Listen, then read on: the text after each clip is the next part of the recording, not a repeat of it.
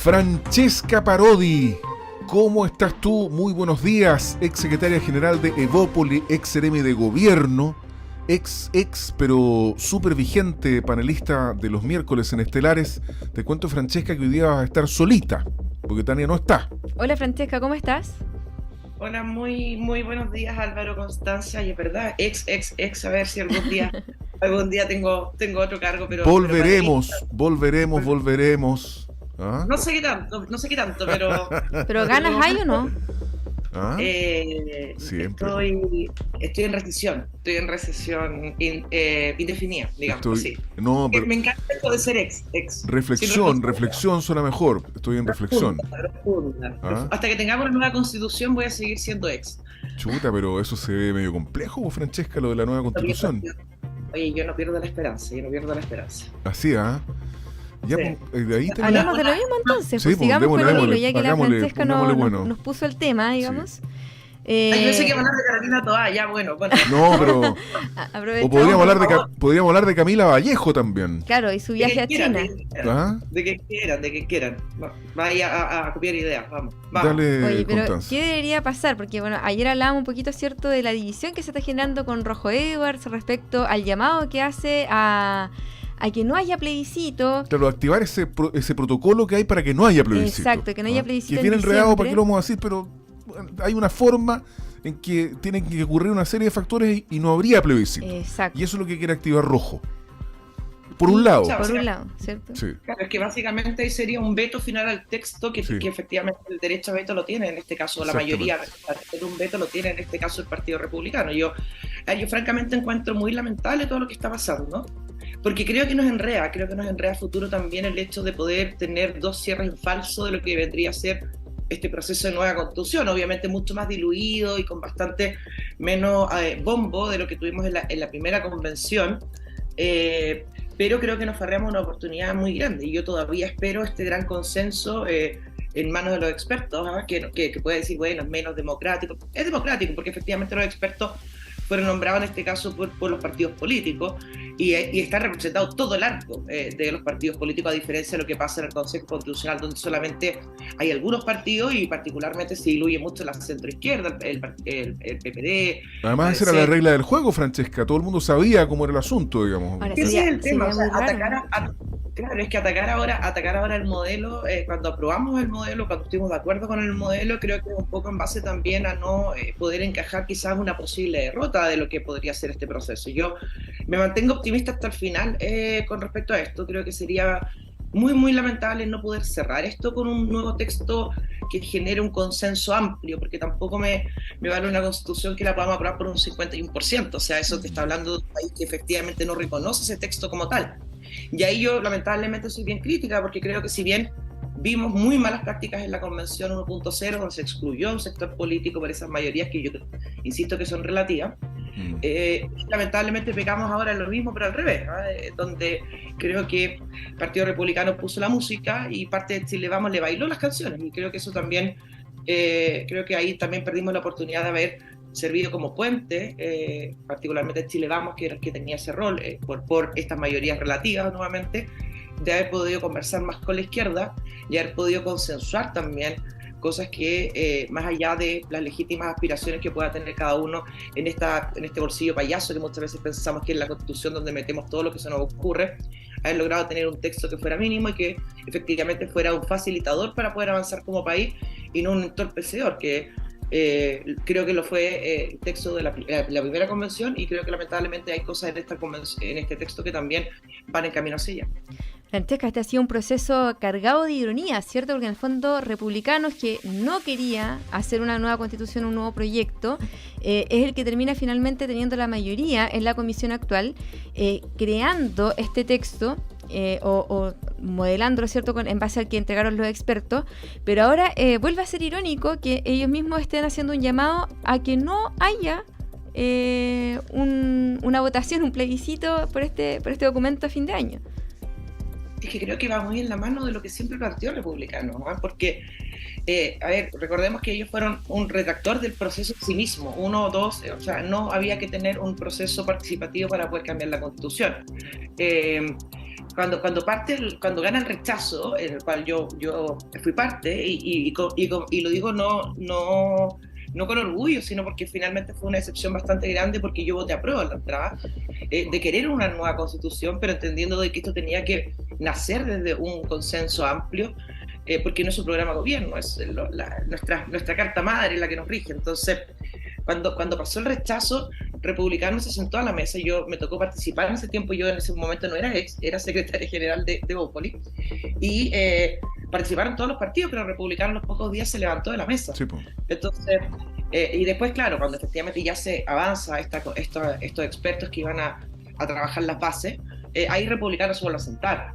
Entonces, claro, finalmente es irónico, pero también tiene lógica, que finalmente no convocar ese plebiscito por el poder de veto que tiene el Republicano, para no poder ir a un texto de salida que probablemente hoy en día todas las encuestas dicen que fracasaría.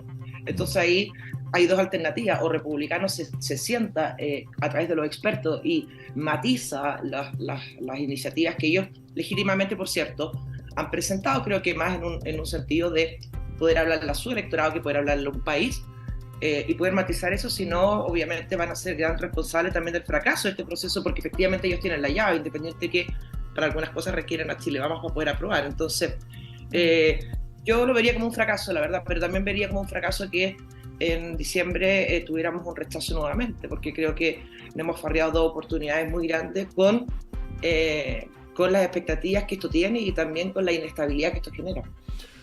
Hoy a 12 minutos de las 9 de la mañana tenemos un par de informaciones que entregarles y que se nos habían quedado atrás, y eso no puede ser. Por ejemplo, que FSUR está informando que hubo vandalización y robo de equipos de control y que por esa razón las barreras del cruce Costa Verde y Michaihue están funcionando mal.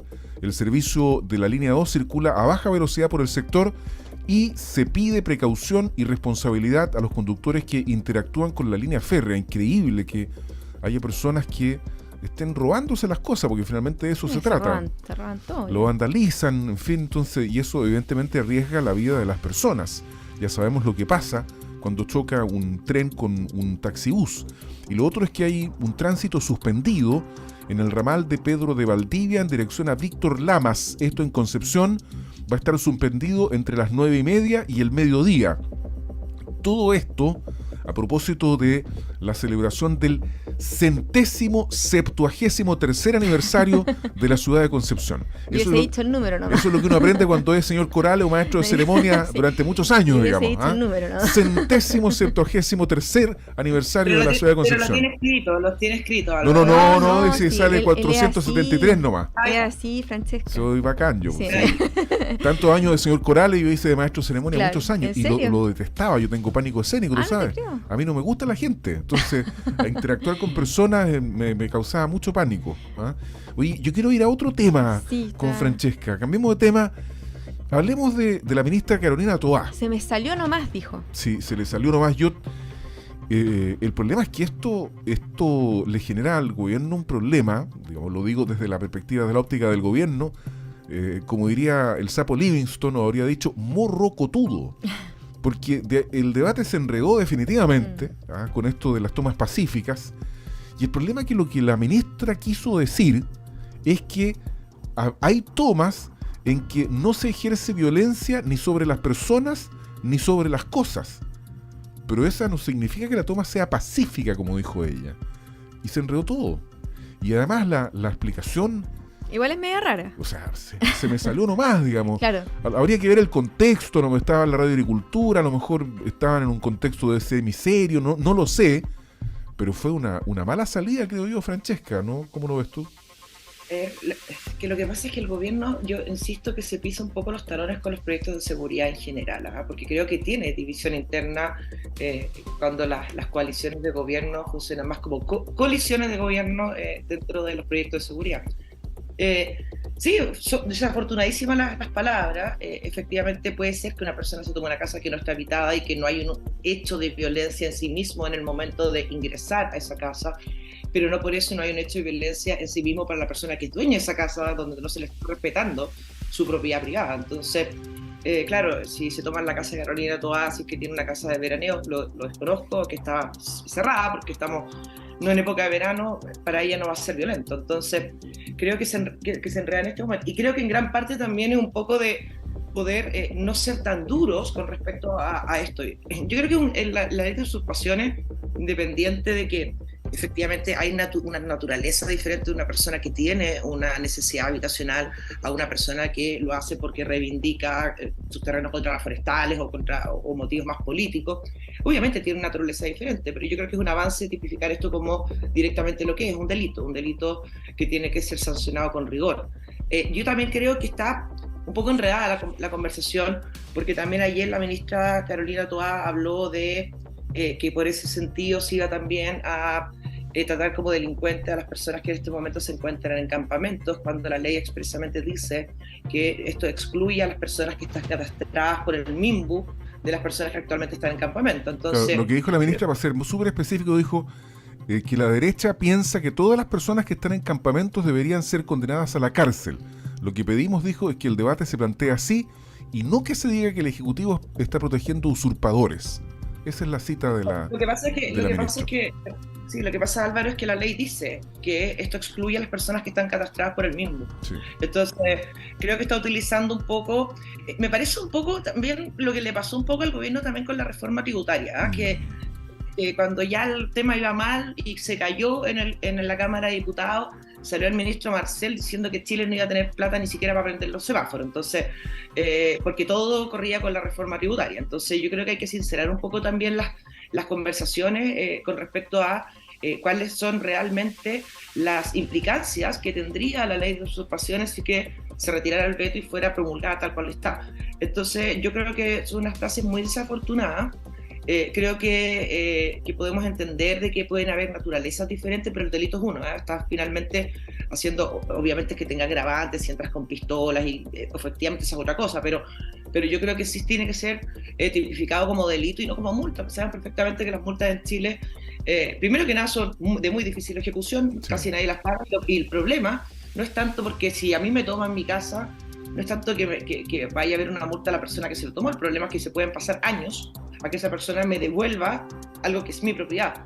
Entonces yo creo que sí, se enredó el gobierno, pero creo que no se enreda solamente en este tema, sino que en todos los temas asociados a materias de seguridad de un gobierno que, digámoslo, de alguna manera tiene un poco el piso débil con respecto a la voluntad en avanzar en estos proyectos, cuando por un lado está condenando la violencia y por otro lado está indultando a delincuentes del estallido social.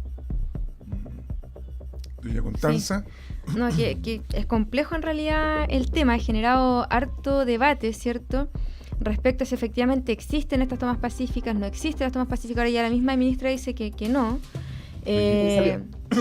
Claro, pero acá no sé cuál será, no sé en qué va a terminar todo esto, pero efectivamente es complejo porque tenemos una crisis habitacional importante, ¿cierto? Que se viene desatando desde hace ya varios años. O sea, en Chile faltan 800.000 viviendas. Impresionante. Entonces, yo creo que ese es el conflicto central que tenemos. O sea, ¿qué pasa con todas estas personas que no tienen vivienda y que además vemos que los precios de las casas o de las habitaciones, de los departamentos, de todo, se elevan y se han disparado, pero entonces es súper poco accesible para un ciudadano como común y corriente, en el fondo, acceder a una vivienda? Yo creo que hay que tratar de llevar adelante este debate sin dogmas. Y eso es difícil. A mí me parece, yo no sé qué opinión tienes tú, Francesca, pero el tema de la autotutela y de la justicia por mano propia y la autodefensa privilegiada, a mí me parece peligroso. Yo creo que en ese aspecto el gobierno no debería transar, creo yo, partiendo del pensamiento del propio gobierno. Pero en esto de la distinción de la toma violenta y no violenta, a mí me parece que es un asunto que no cambia mucho. O sea, yo concuerdo contigo, la multa es incobrable. Y brevemente, el comercio ambulante ilegal, cuando le pasan una infracción o una citación al tribunal, se mueren de la risa, ni siquiera la miran, no la pagan y siguen ahí porque nadie les cobra, no hay medidas coercitivas para exigir el pago de la multa porque tienen domicilios que no corresponden, etcétera, etcétera. Pero igual las penas son bastante bajas, entonces me parece que enredar la discusión en ese aspecto en particular y no centrarla en el otro, que es el problema, esto de la autotutela, la legítima defensa privilegiada. A mí me parece que el gobierno se equivocó de nuevo. Y más todavía cuando la ministra dice lo que dijo, digamos.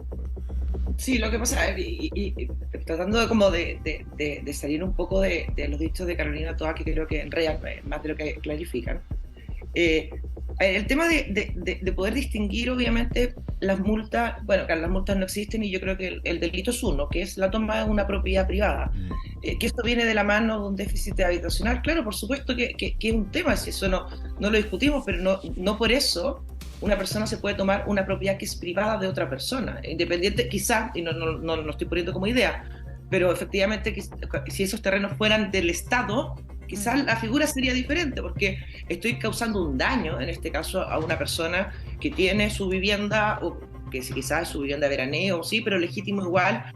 Y obviamente el derecho a la propiedad privada, supongo que tanto para la izquierda como para la derecha debería ser absolutamente indiscutible.